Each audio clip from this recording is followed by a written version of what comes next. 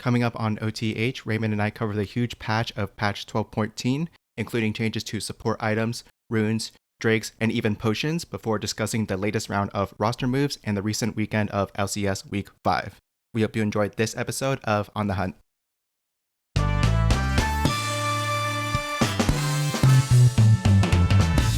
Welcome everybody to episode 61 of On the Hunt, a League of Legends podcast. I'm your co-host Chris, aka the immune system, because a lot of people around me are getting COVID right now and have gotten COVID over like the last years, and I have not tested positive yet.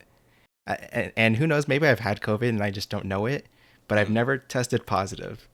I'm proud to say. So I think I'm just the chosen one. All right.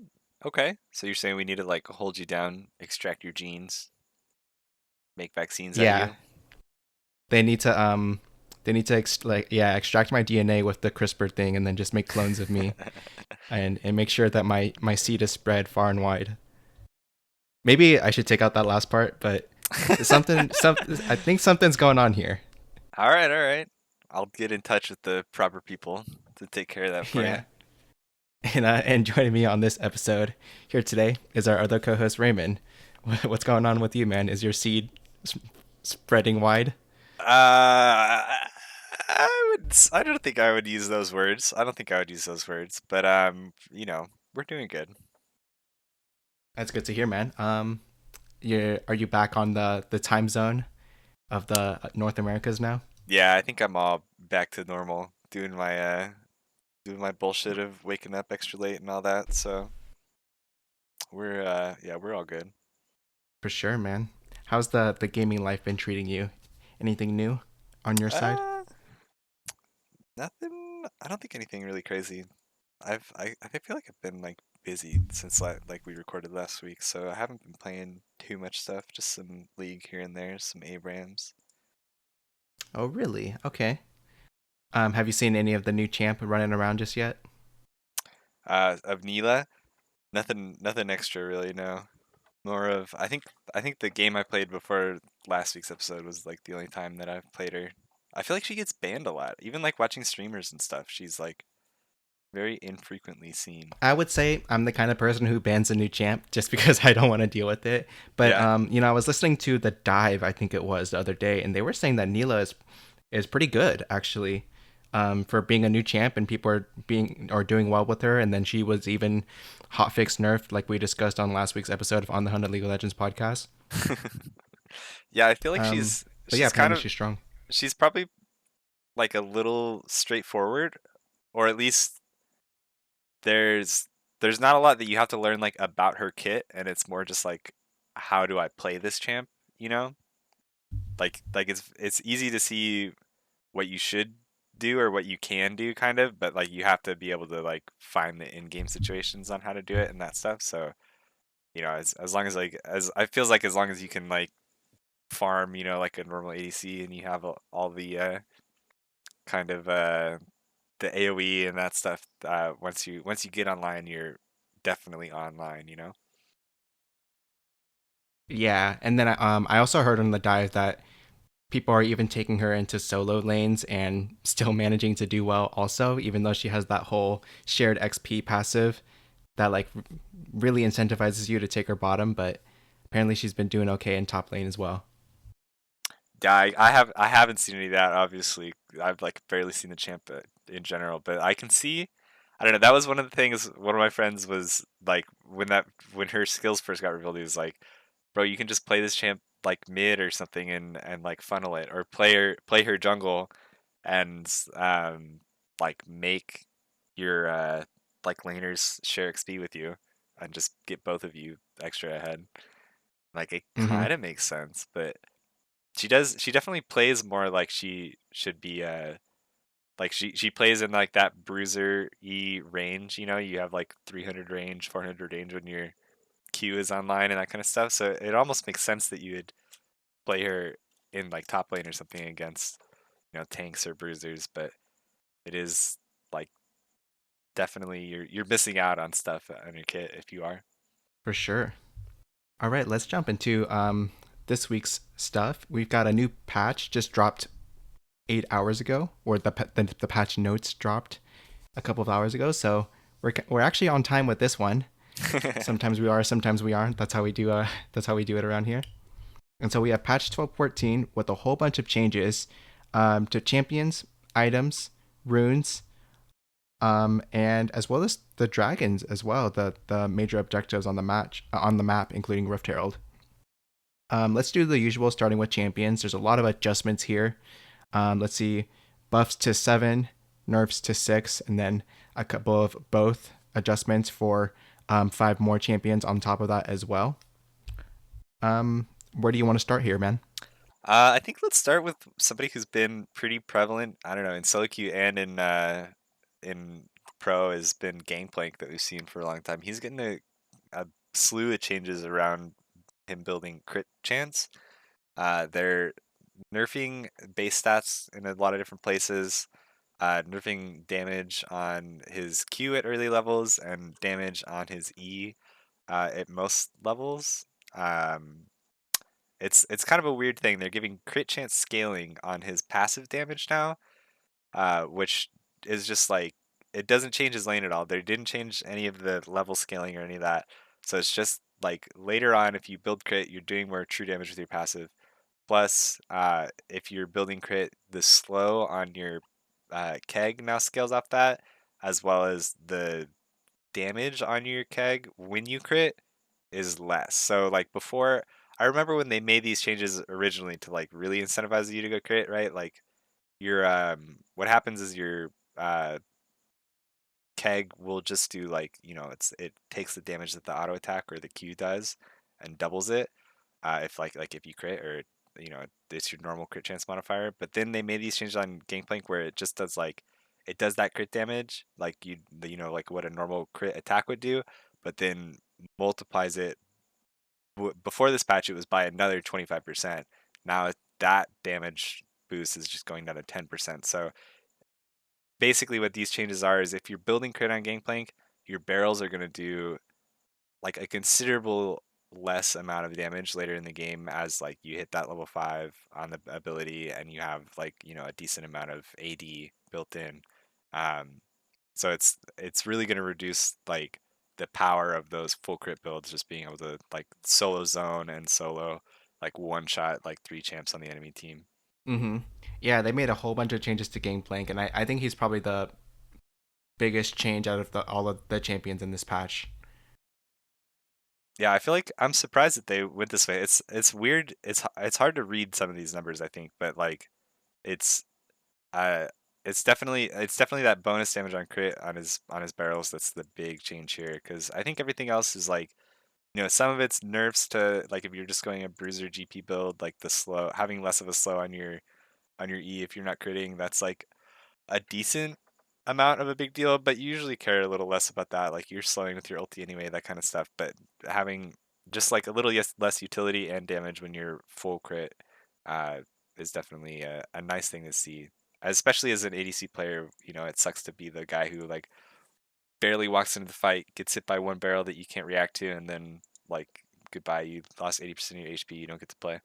Yeah, I mean that's the worst part about playing against Gangplank is when he one shots you. So I'm kind of glad that that's gonna be curbed down by the looks of it, by toning down the bonus crit damage like you were talking about, and hopefully that just makes him a bit more of a healthy champion to play against. Yeah, I wonder how much we're gonna see him. He feels like a champ that teams aren't just gonna like drop, like people who played GP before are still gonna play GP and try and make him work. But I wonder what it's gonna make his matchups like. I feel like it looks like on paper he should be significantly weaker, so we'll see. Hmm. Another change that I wanted to point out is a change to the Pantheon. They're making his Q damage against monsters increased from 70% to 105%. No, from 70% to 105% against monsters. And so I thought that was interesting because that could mean that Jungle Pantheon could be the start coming around once again. Yeah, I heard Yankos on stream today talking about the patch notes and he said like, "Oh, Jungle Pit." It wasn't even like somebody like mentioned it like asked like, "Hey Yankos, is Jungle Pan's gonna be a thing? And he just shrugged the question off. He's like, yeah, it's gonna be a thing next patch. Like, obviously, it's gonna be a thing. Like, I'm talking about something else right now. So I mean, it makes sense, you know. Like, I feel like, especially with a jungler that has like as strong like early ganks as Pantheon, you know, like you just flash W on somebody, you do a ton of damage. You know, you just need a little bit of follow up from your laners to like secure a kill. I can see how, you know, just having like any extra clear speed is gonna like really help you out with that kind of thing, especially in competitive where the guaranteed, you know, like forces like that were are really useful. Any other champions in this patch that interest you? I think the other one, it's like it's just a couple numbers changes, but they're changing Gnar and they're like nerfing Gnar pretty big, giving him like less health and less health regen over the course of your lane. So I think that's a pretty. We've seen a lot of Gnar recently, just like in like all regions, all games. I feel like Right. having these numbers tuned down is like definitely opening up to some like spicy counters. You know, we've already seen people try to pick like Yone, Yasuo, but like maybe Aurelia comes back to against that, and we'll see some crazy stuff go on in top lane instead of people just being like, yeah, I'll pick a tank or whatever into it. For sure. Any other champions catch your eye, tickle your fancy? I'll say the last two, just because both of these I think are your kind of champs, dude. I can't believe you're not already jumping out at it, even though you don't play this game. I mean, like it doesn't matter. But they've got Jarvan buffs and LeBlanc buffs. The LeBlanc buffs I saw, who is it, Bob Chin on Twitter, like going nuts about these LeBlanc buffs. Like, oh my God, you're getting Really? more mana. Yeah, he's like, you're getting more mana, which means you're not going to run out of mana. You can roam in lane, and then you're also getting 20 base damage on your W. Like, think about all the times you W'd backline minions and they got left with 1 HP. You had to auto them all. Now you're just going to W it and they're going to die. And you don't have to go minion dematerialize or any of this shit. And it's like he was freaking soy jacking all over his screen about LeBlanc buffs. So I don't know if that. I don't know what the breakpoints are. I'm not a LeBlanc player, but it sounded like. I mean, he made it sound like it's fucking freelo now. If that all actually works.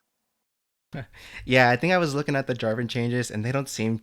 It just didn't look too spectacular to me. Cause yeah, they're lowering the E cooldown per level, but I wouldn't even put points into E, like past level until after level 11 or something like that. So that one I wasn't too crazy about, and they're upping the AD scaling on his Q. But after your first item, do you really build damage after that? Unless you're a psycho. So You're a uh, tank. You're a tank Jarvan enjoyer. That's what you're telling me. I enjoy the lethality Jarvan every once in a while, but unfortunately in ranked, I'm just a W bot. Yeah, Yeah, I wonder if it's not like this seems like it might be good enough just that you're getting like because you can go stuff like you know Gore Drinker Death Dance Maw nowadays like I that like you could see more Bruiser Jarvan builds. And they changed his like passive not too long ago to have like a lower cooldown later on, right? So I wonder if this doesn't help like the scaling of builds like that or like if you go an early cleaver or something. But yeah, I mean, it doesn't seem too crazy, but I feel like pros especially just love any reason to pick Jarvan, so I'm sure we'll see more of it. mm-hmm. And was there? Oh, okay. So any other champions that you wanted to touch on? No, I think that's does it for me as the big ones. I mean, there's other champs in here. There's definitely like there's not a lot of like really baby nerfs in here. Like I think a lot of stuff goes together, at least with other changes. Some are just like adjustments, like Seraphine's Sivir that we're seeing a lot of, you know, like as the durability patch goes on. But there are a lot of just tapping things around here. For sure. Yeah, let's get into the rest of the patch because there's a whole lot of changes here. Let's move into items next, where um I've heard some people on the dive call this patch the fragility patch as opposed to like durability because they're toning down a lot of healing and shielding power on the support items. So Forbidden Idol, Ardent Censer, Mikhail's Blessing, Redemption, Staff of Flowing Water, and Moonstone are all going to be less effective next patch because a lot of the values got toned down for those items. What do you think about this change? I feel like this is an interesting change. It's kind of surprising how like sweeping of a change it is, you know, like they're talking about it as if like there have been a lot of enchanters, you know, kind of dominating the meta. You know, we're seeing a lot of prevalence of Seraphine, of Karma in the bot lane, like stuff like Twitch Lulu or Yumi and that kind of stuff. So I'm surprised that they're just totally attacking an entire class of items instead of like, just hitting Moonstone or hitting any of those champs like specifically. But I don't like disagree with it. I think it's a pretty, I don't know, heal and shield power. It's one of those things that I think is probably a lot more valuable than people give it credit for when they like look at these items. It's just like a lot of time it's like, oh, this is a support item, it's cheap, I'm building it. But that's a big stat to get, especially when you're playing these, super powerful like shielders or healers. When you get, 10, 20, 30% heal and shield power stacked up, that's a lot of extra damage blocked or healed over a fight. Yeah, and their reasoning with that is, all of the shielding in combination with the durability update a while back, was just making people really durable and more difficult to kill early. So, I guess if that's the reasoning, and then also the nerfs to grievous wounds over the last couple of patches as well, I think it could make sense to tone down the healing and shielding numbers just a bit on the items, and then we'll see if any champion buffs or nerfs will follow along over the next couple of patches as well. I think it's kind of good that they're doing this now, week 4, week 5 of the LCS, and around the globe, because that means there's still a lot of time from here to playoffs and then from here to worlds as well. Hmm. Yeah, I agree. Next up, let's talk about a lot of the runes that are getting adjusted as well. So a lot of the defensive runes are getting nerfed here, including bone plating, conditioning, guardian, second wind, unflinching, time work tonic. So a lot of the durability ones are getting nerfed. Even potions are just straight up getting nerfed. They're going to start healing less, for both for all potions, health potions, refillable potions, and corrupting pot. And then the only buff here that I could see is a buff to Scorch. Scorch So and what? sudden impact and sudden impact. Ooh. Okay. But yeah, and then sudden impact. But that one shares also like a really good rune in the same row, right? I think it's like eyeball collector. No, no, no. Sudden impact's on the row with taste of blood and cheap shot. Oh. Okay. Yeah, those are other also pretty good ones. Yeah, that's a So pretty good row. what do you think about the sweeping changes to all of the runes as well, and the health potions wherever you want to start? Yeah, I mean, all of this I think is pretty like it's definitely a lot of changes. I don't know, like similarly to the point about the enchanter items being like they're doing all this at once. I'm surprised that they're doing all of these like kind of at once. I think a lot of these have like very default, like this is the default runes that a lot of people take. Like for me, I take like conditioning and overgrowth. Like if I ever feel like a lane is like, or I need to be a little bit more durable in lane or in a game, it's like those are insta lock runes on most champs, even ADCs. Like stuff like that. Second wind is, really abused. Unflinching is really abused by a lot of champs. Bone plating, 10 seconds in a matchup, like that's one bone plating proc a minute seems crazy for some like lanes, especially like top lane. Um, all this just feels like really heavy nerfs to a lot of champs that are like really just trying to get through early games, like melee champs that you'll see in like mid lane, like Akali's, that kind of thing, or top laners that are in bad matchups, like against, if you're against a ranged top laner, or just like you lose all ins, or you're someone like Fiora or something that tries to abuse your sustain, that kind of stuff. So Uh huh. I'm I don't know. It is just like a lot of health across the board that you're not gonna have in lanes. The only thing I could think of like that I'm excited about like this is like, damn, I feel like you can just play champs like MF or Varus like bot lane and take Comet and Scorch and like cheap shot and all that shit and just run over lanes now because people just have way less sustain, way less, durability out of all these runes that you might normally take into those kind of matchups.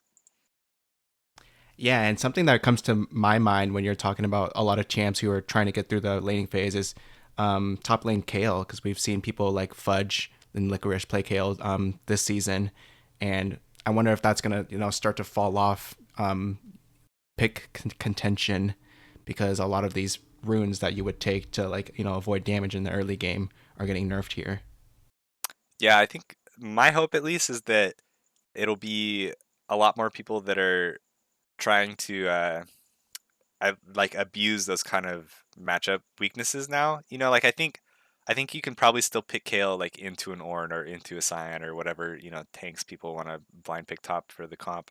But I don't know like that like you'll definitely have a lot harder time in lanes where they can, kind of interact with you and force you into trades and stuff. So hopefully people are a lot more like aggressive about picking, exciting champs in lanes like that and not just letting these.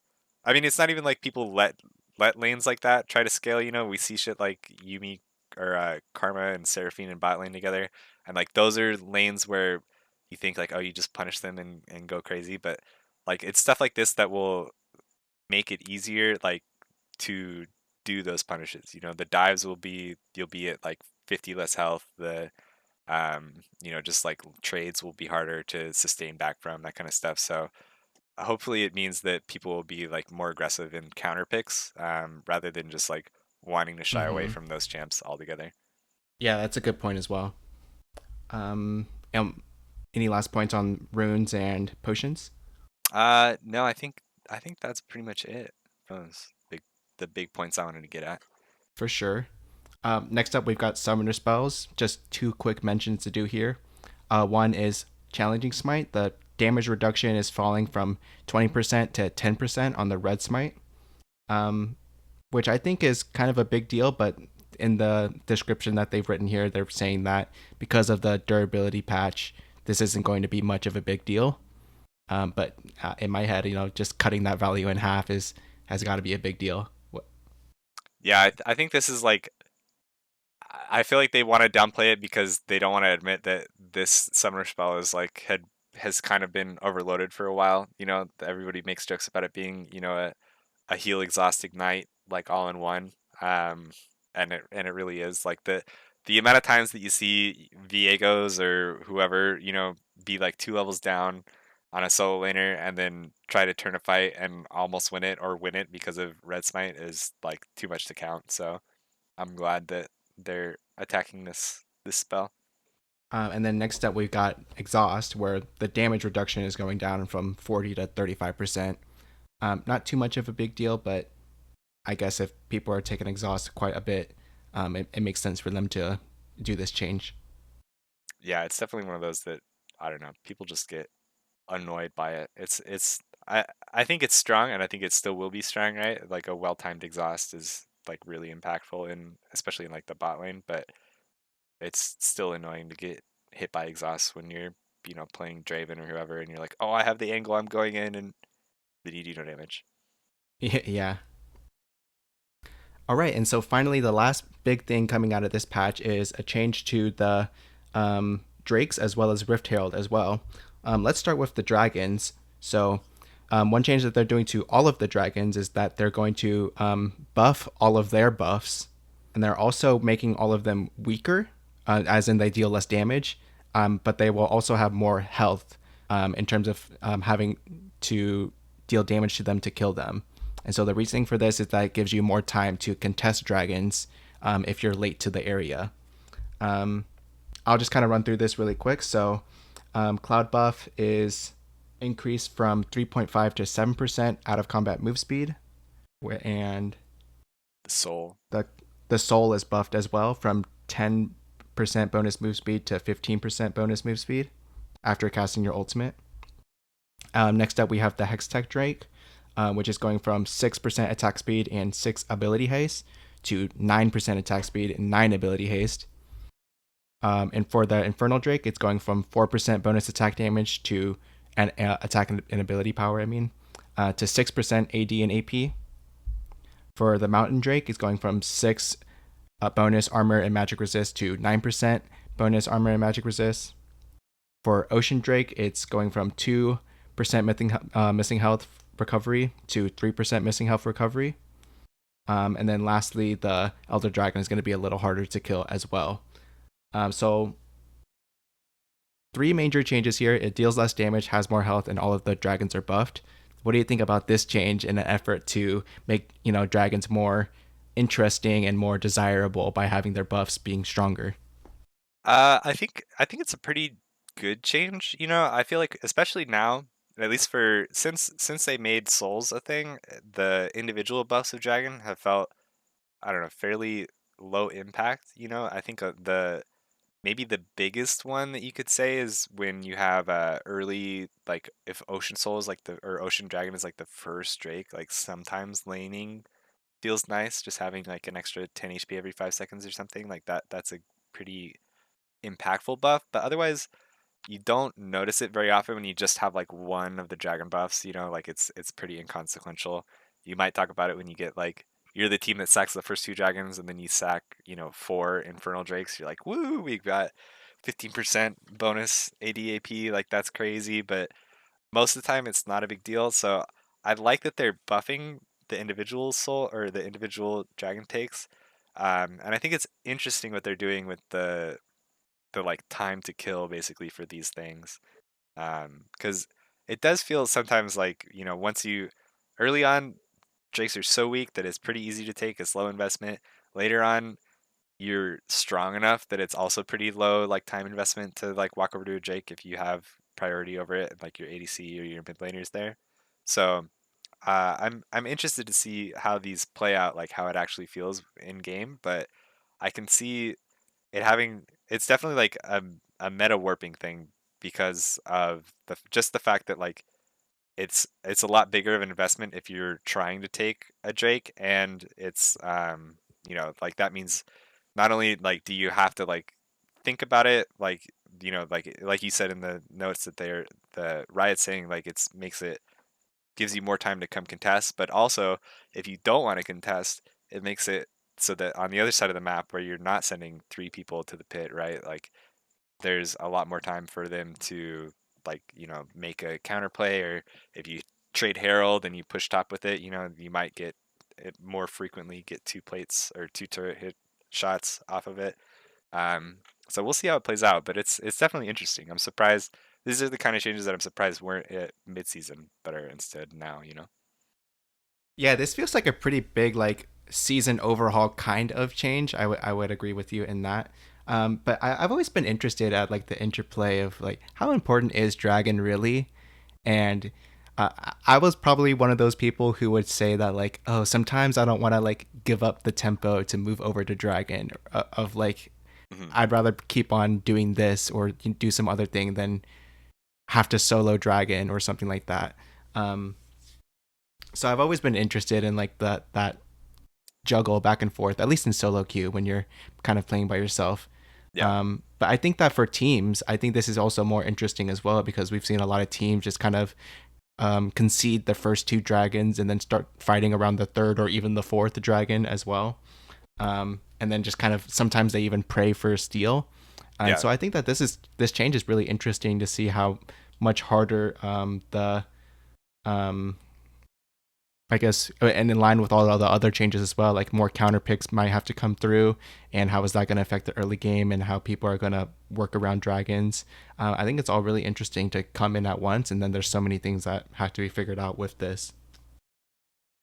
yeah. I definitely agree. I like, and like you said, like on the when you're doing all those calculations, whether you want to sacrifice a Drake or not, like to have these individual buffs get bigger, that's a pretty big draw of just like look, even if it's just Infernal Drake now and it's second Drake, like we probably should fight over this if they have, champs that actually scale off of it, because it's a decent buff now. I mean, not that it isn't still noticeable before, but like it's just that much extra now that like you should be worried about it if you're giving it away, or at least thinking about it like I'm actually making these trades instead of like we just have to fight soul, which 90% of the time I feel like that's what dragon fights are. It's either look, we're just trying to force them out and we want to take the fight, really the Drake doesn't matter, or like, oh, it only matters if this is fourth Drake and not third or second. Like usually you're just down to sack those. So yeah, I like the way this is going. Alrighty. And then lastly, aside from the drakes, there's also going to be a cool change to Rift Herald as well, where killing Rift Herald is also going to give 200 gold to the team that kills it, to the players around it. So kind of like local gold for turrets. What do you think about that change? Like a major objective giving more gold out to the players. Once again, I don't know if you remember those days of when Dragon used to give gold. Yeah, So now we've got this back with a major objective giving it as well. yeah, it's definitely. This is definitely not Dragon of old, right? Only 200 local gold is like baby compared to what was it like? I think you used to get like a full kill's worth of gold, or maybe it was 150 for every champ nearby. I don't Um, know why, but I'm thinking 260, but it was also like global as well. right, And, yeah, or like it might have anybody been got it. 190, but yeah, but anybody got it. It was the cool thing. Right. But I mean, yeah, like 200 for this to me just feels like it's a little bit of a buff to like, oh, your team. I mean, it definitely like ups the floor of any Rift Herald take, right? Like if you're trading a Herald because your bot lane is losing or whatever, so you can't go for Dragon, like you're funneling more of that gold into your jungler, into whatever members you decide to bring up there, and you get like a nice baseline like bonus for this that you might not get because because Rift Herald is so inconsistent with whether you get a good charge off or not, right? Whether you get it before plates, that kind of stuff. So I think that's nice. It's probably more like solo queue focused because I don't know, your most pro teams you practically send 5 people to Rift Herald if you're thinking about taking it anyway, so 40 gold on every champ. Who the fuck cares? But um yeah, I don't know. I'd imagine for solo queue, like your jungler, your jungler and top lane go to take Herald, and a little bit of change in their pocket is a nice addition here. Yeah, and then I also don't want to skip over this other change that they've done as well, where the second time that you summon Herald by picking up the eye, it's going to have 75% more health, which is kind of crazy to me. So it's just going to be charging down lanes and if you don't fight against the Herald in that lane, it could end up taking two towers from you. What do you think about that change as well? Yeah, I forget. I have to look it up right now. But do you know when it attacks, does it lose a percentage Like of when its it health? crashes? Yeah, when it crashes, is it a percentage of its health, or a flat amount, I've always like assumed it based on was game a time? percentage, but we can just look that up really quick. Let's see. I've always assumed it was like 70% of its health when it crashes. Uh, oh, here it is. 66% of her current health as true damage. Okay, if Ooh, she okay. damages it. Okay, so yeah, so even if you're having that bonus health is like definitely a big deal. Like it makes it harder to like stuff a herald for sure, right? Like that seems probably almost impossible to stuff a herald if you can't like get multiple eye procs before it gets to your tower. But Yeah. now it definitely means that like it's easier to get multiple hits, right? Like to continue a push with a second herald that you probably won't do. Like, you imagine you get your first herald at like 10 minutes or something. You're like level 7, level 8. If you just want to get the plates off, and you're like, if I stay, even if you dove and killed somebody, you're not going to be able to stay for that second turret like as a full take because everybody will be back up. You're deep in enemy territory. But the second one, it's around 18 minutes or something. You're level 11. You can like really use that second herald as like a draw on the map instead of like just something to break an outer turret and like force the enemy team to respond to you and like maybe team fight around it because it'll be a lot harder to stop it from getting to that second turret if you can actually like walk around with it and stop champs from getting to it. Mm-hmm. All right. So there's a whole bunch of changes coming out in patch 12.4. I guess we can round this out with our usual feature of the upcoming skins as well.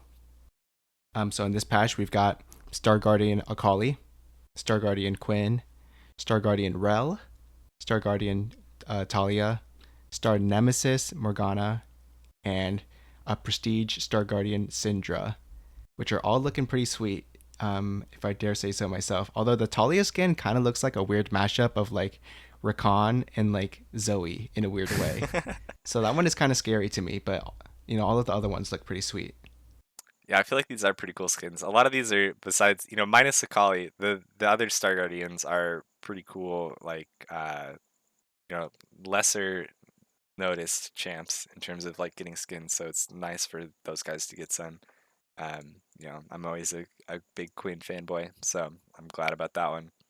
Um, but these other even the Nemesis Morgana and the Star Guardian Syndra, those both the Prestige Syndra one, those both look pretty cool. I like these skins. I'm pretty sweet, pretty sweet. All right. So before we get into our weekly LCS discussion, we have a couple of roster moves taking place in the middle of the split once again. Let's start with um, Golden Guardians, where it looks like somebody was checking out the contract database, and it seems to be that barring an official announcement just yet, Golden Guardians has acquired River from Dignitas. They're starting LCS jungler, and so Dignitas is going to have a new LCS jungler sometime soon, and it looks like Golden Guardians is going to be starting with River as well. And so with that, their current jungler, Pride Stalker, might be moving to Academy, or maybe it's going to be the other way around. I'm not too sure yet. I would think that when you're getting another jungler, that the new one is going to be your starter. So what do you think about this jungle change so far? Yeah, I think. Well, I'll say first off, I'm pretty sure that both teams have confirmed that they've like that the swap has been made at least, like that River is Oh, okay. gone and Oh, Golden you're Guardians right. It's has official. picked them up. They both officially said that. I don't think they've all Mm-hmm. said what they're doing in the with the other players, but I'm pretty sure it's rumored that XU, who's the Dignitas Academy jungler, is moving up to LCS. He's looked pretty promising, I think, in Academy, like received a lot of praise. And then yeah, the Golden Guardian situation is a little weirder because I think that they just got leader into NA as their Academy mid, who's supposed to have been their mid like all split long, but it's been visa issues. And then I don't know what that means for them to be able to do like what that means for import rules because that's Prize Sucker and Leader and Ole who are all imports on that team now.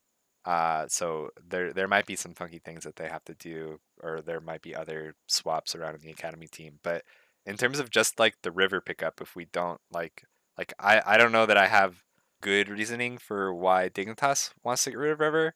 That seems kind of crazy. He's been, he had a lot of hype and a big role in their success last split when when he came over. But I mean, it seems like a great pickup for Golden Guardians. I feel like Pride Sucker's had, like, he's been kind of hit or miss, especially just like when you're just playing meta junglers and he's not picking up like the Zed or the Kiana that he found last split. Um, so I think it's only an upgrade. I don't know how he'll fit into the plans of the team, but Golden Guardian seems like a pretty flexible team overall, like especially with their drafts and stuff. So I'm sure they can fit River into whatever he wants to do. I mean, it seems like a really good pickup for them. I like, especially I don't know, like your bottom half of the standings right now, but I that feels like I'd be pretty high on Golden Guardian stock, Ooh, okay. just And higher what than about where it is now. Dignitas I'm not gonna stock? say top three. Dignitas, I don't know. Dignitas that letting River go feels like I I understand. I don't think Xy's a bad player. I feel like that's probably where they want to go eventually. Like if you can, right? They must have like some other plans about we want to pick up. I don't know somebody from Academy that they don't have now, or sign some other player that they need an import slot for or something. Like I don't Mm-hmm. understand why you would let River go right now, but they've decided to. Um, and it's not even like in a trade or something. I don't know what they get out of this besides like we've sacked this season already and they're content with placing 10th, which sucks for the Dignitas players that are still up like playing on that team. But they don't get to they don't get a chance. That's what I think. Yeah.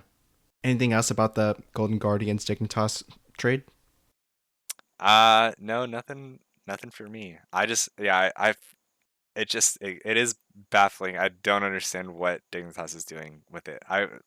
This is one of those where I feel like we should know whether or not that they like did they even get like money in return for this? Is this even a trade or did Dignitas just say, "You know what, River, you can leave. Yeah, it's fine. Did Golden Guardians call you? Okay, yeah, you can leave. Like go ahead." I Like hope they got some money. I hope they got something, dude. All right. The next one that The next roster move that's going to be happening is over in TSM once again. We have Soul, the top laner, moving from LCS back to Academy. And then with that, they're going to be putting Solo, their newly obtained top laner, from Academy to top lane. Um, which we kind of wondered, like, why didn't that happen before? If they were getting Solo. Um, Yeah, so um, Solus got 2 weeks in the LCS, I think.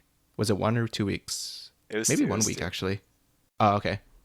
2 weeks in the LCS, and then apparently, per his request, wanted to go back to Academy. And do you think this change to solo is going to make a big difference? I'm not too sure. Yeah. I mean, it is a little weird. I don't think the solo change is going to make a big difference. I don't, this is one of those you have no idea how anybody meshes like on that team. But at the same time, like half of the starting roster on TSM now, like actually literally all of the starting roster on TSM now wasn't on the team besides Pika last split, right? So like who the fuck knows? You're basically just pulling all these random guys together and hoping they perform well on stage in LCS, which is basically what they were doing with Soul the last 2 weeks, and it didn't work out. So I don't know. It's definitely weird. I don't know. Like you said, this is what we thought they might do when they first picked up Solo. Like he's kind of it's kind of one of those where at the time, Solo hadn't played for like all year long, basically, right? Like he's playing an amateur, he's helping coach somewhere, so he's not really on an LCS squad, and you have Sol who was looking pretty promising and had kind of been with the team for a while, maybe scrimming on and off. And so when you have something like Huni steps down and you need to put in a top laner, and Solo wasn't even signed at this point, right? Like you're like, okay, we'll promote Sol, we'll figure out somebody to go in academy. He'll be a backup if we need him, like that all makes sense. So I can see where they wouldn't have put it in Solo right away, and with Soul it just like kind of didn't work out like they wanted. I wonder if there's like other like I wonder how much of it was actually if their statement is truthful and he said it's a mutual decision, like he went to the team and said, look, I think I'd be better in academy, or like I'm not up for it right now, like the pressure is getting to me. Like how much of that is involved and how much of it is just like, look, we need to try to win, we're putting Solo in, and he's like, yeah, that makes sense, I'm cool with it. We'll see as the future unfolds, I guess. But I hopefully the Reddit post that TSM made in response to this was like the GM saying like we still have a lot of faith in Soul being like the future top laner of the org, like that kind of stuff. So hopefully they do. Hopefully it's not on on like bad terms, the benching, and that they do keep him around and like give him the resources because it seemed like a good player in like the limited time that we got to see from him. Um, but yeah, I'm not too surprised by the move. I'm also not too excited by it. I just don't think I don't think there's like one or two things that you can do right now that's like suddenly going to make TSM better. There's like a lot that they have to work through to make that team, a top 6 team even by the end of the split. Yeah, I'm with you. I totally would have never expected this to happen. Going from Huni to solo. Yeah. So this is definitely out of left field. It's funny how things turn out in the end. So I hope that Solo does good for this team and can show off how he's doing recently as well. Yeah, and if you haven't watched any of like TSM Academy's games recently, they also haven't looked like super good. You'd think you were hoping that with Tactical getting subbed down and Mia being down there, as well as Solo, like all these that are like were LCS players basically. You'd think that the Academy team should just fucking smash. They haven't quite been smashing. I think they're still one of the worst Academy teams in the league, like bottom two. Um, but Solo has looked like pretty much what you'd expect out of Solo, like pretty consistent. He's been playing a lot of like stuff like Ornn and Gnar, like the normal like casual top laner stuff, like nothing crazy, but I think that's probably what you want out of top laners right now, at least, especially if your team is a little dysfunctional. You're like we just need someone consistent, and I think Solo has done a pretty decent job of that, like he did, years ago with FlyQuest and all that. So Mm-hmm. I wouldn't expect him to be like bad. That's what I'd say. Yeah, yeah, I don't think so either. All right. Um, Now we're through a lot of different things. Let's get into week 5 of the LCS. which had actually a couple of upset results here and there. Let's go through the standings. Up top, we still have EG at first place with 9-2, taking a loss to now second place 100 Thieves at 8-3. Next up, we have TL and FlyQuest now tied for third and fourth at 7-4. Next, we have the Mighty Have Fallen with CLG tied with Cloud9 at 6-5. So it's kind of funny how CLG was at the top of the standings, Cloud9 was at the bottom, and now they've met in the middle about halfway through the summer split. Yeah. Over at seventh place, we have Golden Guardians alone at 4-7. Followed by that, we have TSM and Immortals tied at 3-8. And then lastly, we have Dignitas one game behind at 2-9. So yeah, a couple of fun games this weekend with some unexpected results based off of the discussions from last week. Let's start with any games that you might have found exciting throughout this weekend. Yeah, I think one of the banger games for sure from day two was the CLG TL game, like right off the bat. That was, I don't know. I mean, it's one of those. Again, we're still looking for TL to like prove that they're a consistent top tier team, and able to beat all these other teams. And CLG came out swinging. We had, I think, in this game it was TL like was like first rotationing a blind pick Draven, and it was just like holy shit, Hamsama is like manning up, and then CLG just picked like a super long range comp. Palafox on Azir went absolutely insane. They had a lot of really good combos with like shuffles into uh, misfortune ultis, and like even with Dokla playing Fiora into Bwipo's graves and getting like kind of stomped in side lane like all throughout the game. It was like pretty entertaining, pretty back and forth. And CLG pulled out another win against TL, so that was a pretty exciting game for me. Yeah, I'll follow that up next with another Sunday game of 100 Thieves versus Evil Geniuses, where it wasn't even a close game at the end of it all. I think it started off kind of okay, but then 100 Thieves kind of ran over Evil Geniuses, if I'm remembering this correctly. So really great to see 100 Thieves step away the weekend with a 2-0 victory, um, including a game over Evil Geniuses as well. Yeah, that was Were you able to another catch this game? Yeah, that was another crazy Azir performance from Abadage. I think he got like a quadra kill like really early on in some weird fight.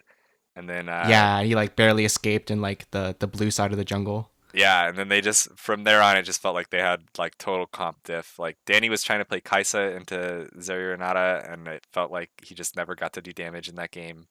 I think after the game he tweeted something like, one thing I took away from that game is Kaisa sucks. And so like it was a little rough. They kind of just had a no damage comp into like five guys who could deal a shit ton of damage, and you never got to do anything about it. So, but yeah, Mm-hmm. again, a good showing from 100 Thieves. Proving that you can never predict what this team is going to do on any given weekend. Yeah.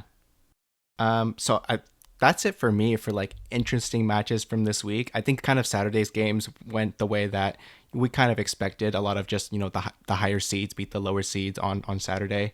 But in Hmm. the end, we have EG going 1-1, TL going 1-1, which is again a bit disappointing of their team. But then 100 Thieves and Cloud9 both going 2-0. And I think that kind of sets the stage for next week's games as well. So, is there anything other games from week 5 that you want to talk about?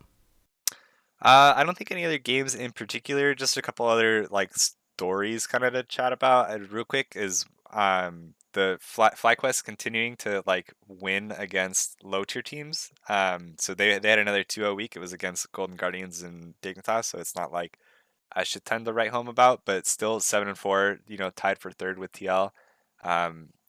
They're kind of looking like really consistent, at least about like what their game plan is.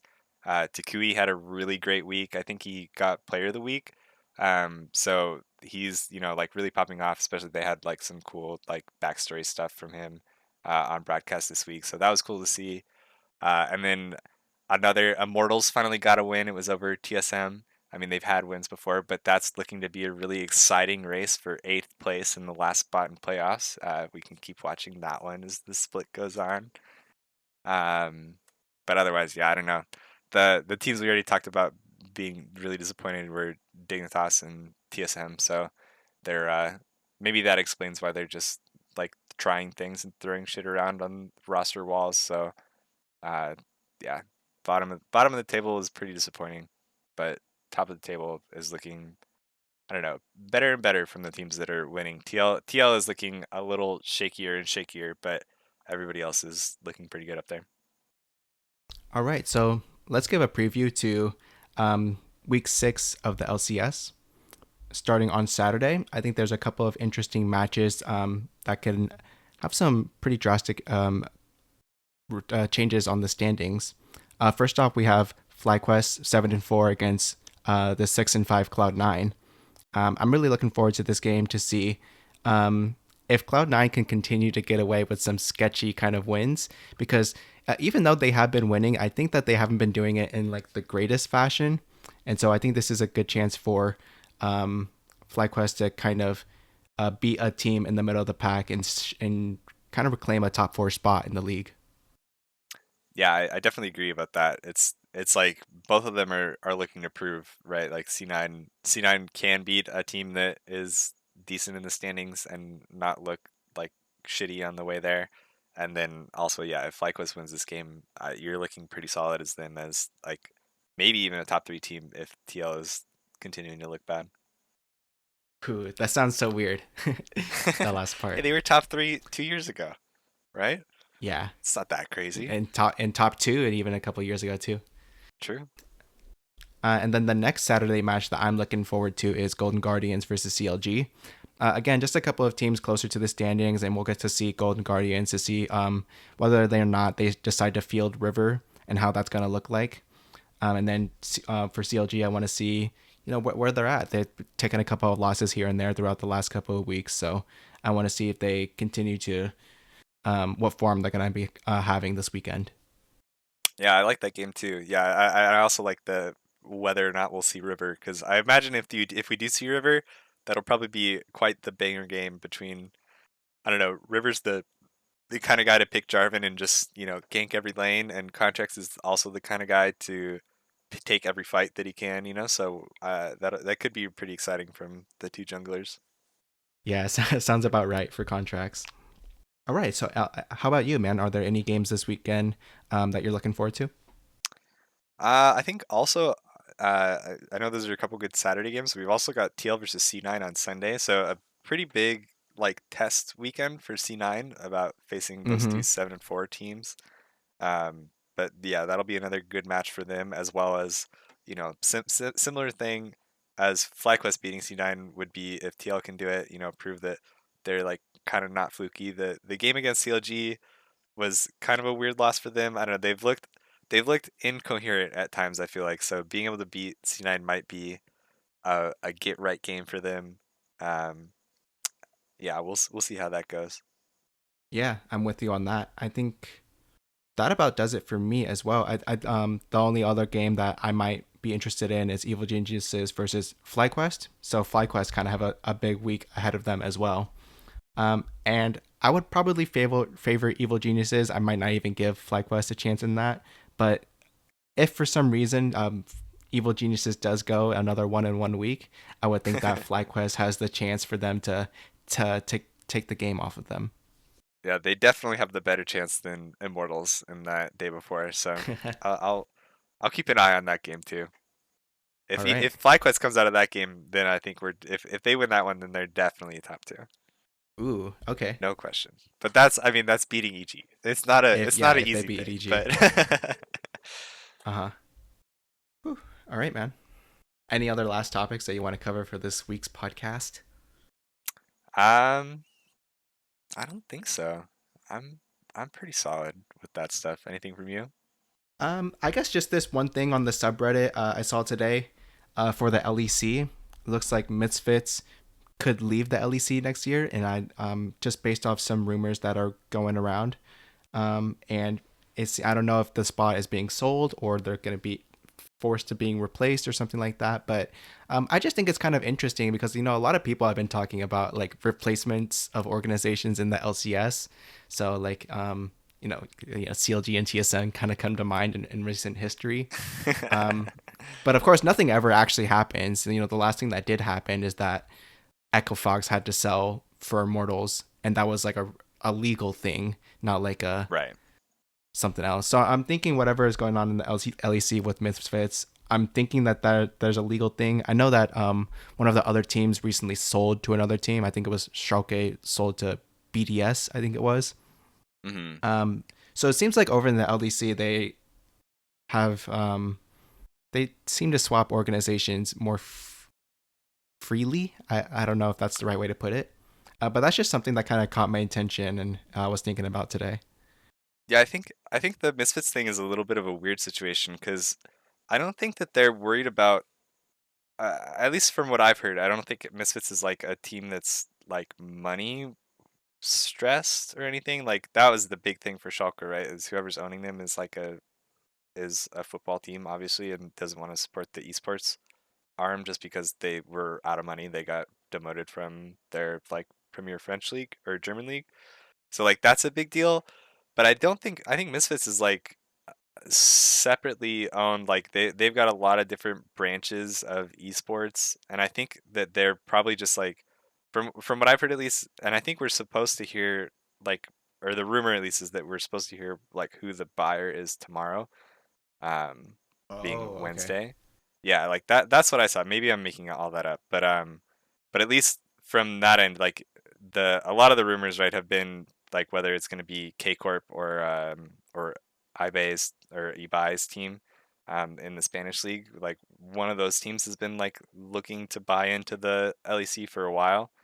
Um, and I think a lot of talk is just like around whether being in the LEC is worth it, kind of, with how successful the regional leagues have been the last couple years. You know, being Mm-hmm. like the French league and the Spanish league have both been like crazy popular. Like viewership numbers have gone insane and that kind of stuff. So I think Misfits has a team in the LFL, the French league.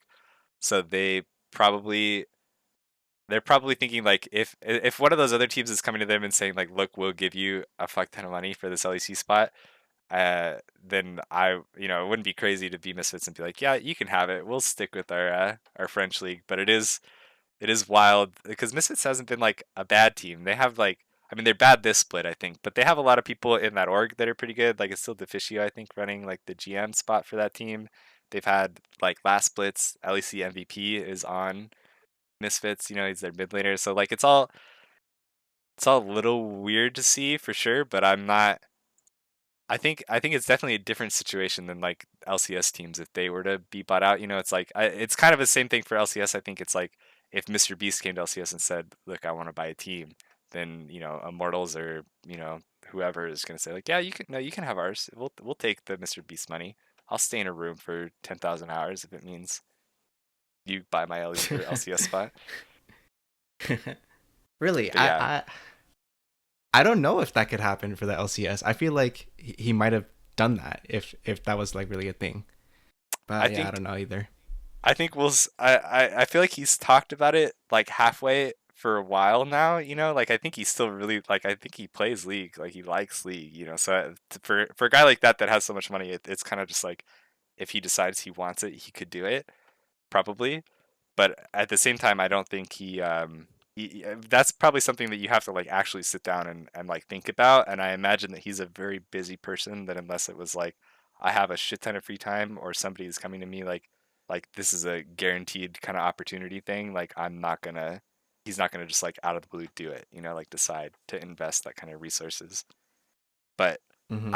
I don't know. I feel like most of that stuff would probably be like either like it's got to be another Echo Fox situation, or like maybe a potential TSM situation where a team gets booted out of the league or ownership has to transfer, or like somehow they decide that the league can expand and then more teams can buy in. But I doubt that any of the current teams are like looking to sell. Probably is what I would think, or like have Yeah, a chance to sell.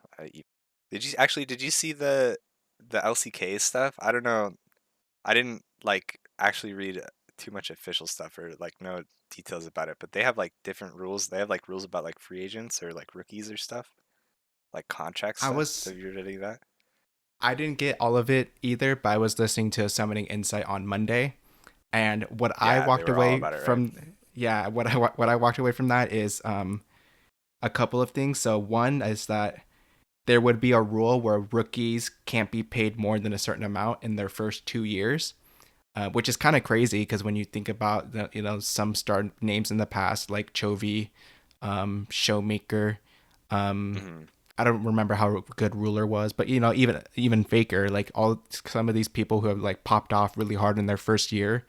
Um, I don't remember how good. Even Viper and Tarzan, did really well in their first year in the LCK, and like those kind of like star players, um, would be severely hampered by this kind of change, where in the first 2 years you can like just be paid doo doo, Hmm. and your contract would be really bad. And then I think that there is also some sort of other thing with regards to importing from other regions, or import or exporting Koreans as well. There's some sort of rule that has to do with that, but I can't remember it at this time. But yeah, there is something going on over there. Um, and there's also another thing about agents and how they can interact with players. And I think that the agents have to be certified now or something like that, Yeah, like by as test players agents. thing. Yeah. Yeah, to like operate with League of Legends players and LCK players. So that's another thing, and I guess they're just making a whole bunch of rules over there right now. And it seems like they're gonna be going through quite soon. Yeah, I think the thing that's surprising me about a lot of those rules, because I feel like to some degree, especially like knowing about like other sports, like rules, like stuff in the NFL, stuff in baseball, whatever, like those all seem like pretty normal ish like rules to want to have as a league or like as the owners of a league. But it is weird that they're doing those kind of things and it's like not as like part of negotiations with players unions, like it's just like, oh, by the way, this is the middle of summer split and unilaterally the LCK has decided to make these rule changes, and now it means like you players have to go through other hoops. We're going to pay you less in some situations, and you can't negotiate with who you want to or go to another league if you want to unless we say so. Like there's a lot there that feels like, damn, they're really just putting a lot of power in their own hands that maybe they shouldn't be allowed to do that, but we'll see. We'll see how it shapes out. I don't know enough about the actual like legal ramifications or how it works out for the different parties involved. Yeah, I think that it will be kind of an important thing to keep our eyes on, because what they were saying on Summoning Insight is that if Korea does what they're projecting to do, then don't be surprised if LPL looks to do something similar as well. Yeah, Next. yeah. Especially since we've only like just now gotten to the beginning of Chinese players getting exported. Really, like it seems like for a while it was like you only do that with Koreans. Just pick up random Koreans, but now there are several that have been picked up, in by TSM namely, and then stuff like Bo going to EU and that kind of stuff. So we're kind of finally teams are realizing like maybe Chinese players are good, or that's a good region to import from if you can. But yeah, I can see that happening in LPL too. A long one in the books for us. But that's going to be it for episode 61 of On the Hunt, a League of Legends podcast. I hope you all enjoyed it. And if you did, be sure to subscribe to our podcast on the service that you're listening to us on if you haven't already. We appreciate it if you would also give us a rating or hit the like button to show us some support. You can find us on YouTube as well as your podcast player of choice, from Apple Podcasts to Spotify and so forth. We'll see you all next week for another episode of On the Hunt. See ya.